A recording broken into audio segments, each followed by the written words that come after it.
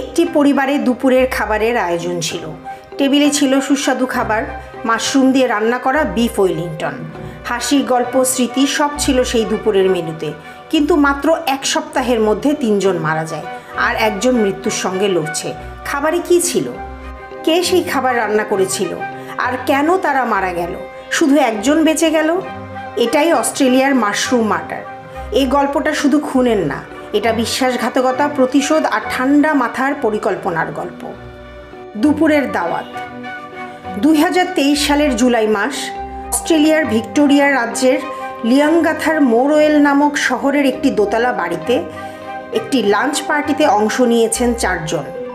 70 বছর বয়সী Gayle Patterson ও তার স্বামী ডন, গেইলের 66 বছর বয়সী বোন হিথার উইলকিনসন এবং হিথারের স্বামী ইয়ান উইলকিনসন।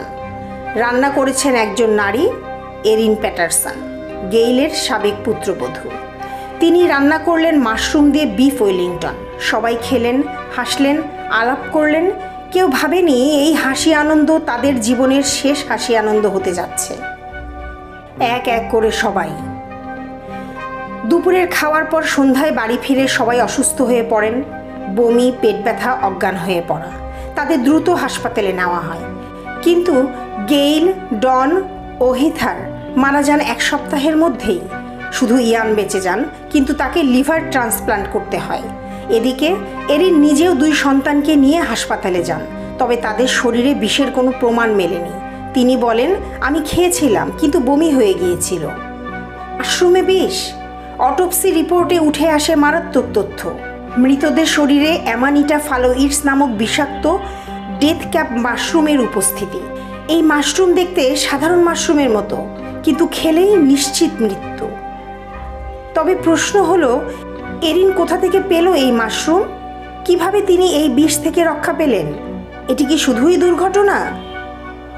তদন্তে নতুন মোড়। পুলিশ তদন্ত শুরু করে। জানা যায়, এরিন ও তার প্রাক্তন স্বামী স্যাম প্যাটারসনের ডিভোর্স হয়েছিল 2015 সালে। নিহতরা সবাই ছিলেন স্যামের আত্মীয়, মানে এরিনের শ্বশুর শাশুড়ি ও ফুপু শাশুড়ি ও শ্বশুর।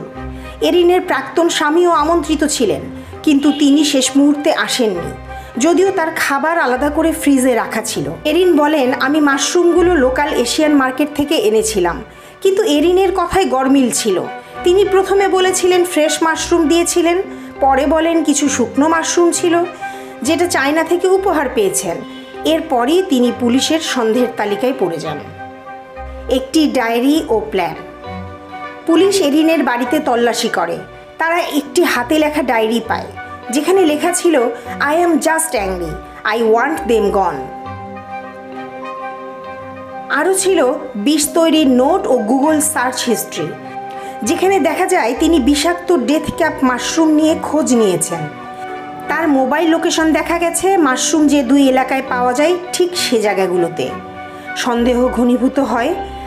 সিসিটিভি ফুটেজেও দেখা যায় স্থানীয় একটি ডাস্টবিনে ফুড ডিহাইড্রেটর ফেলে দিচ্ছেন তিনি, যেখানে বিষাক্ত মাশরুমের নমুনা মেলে।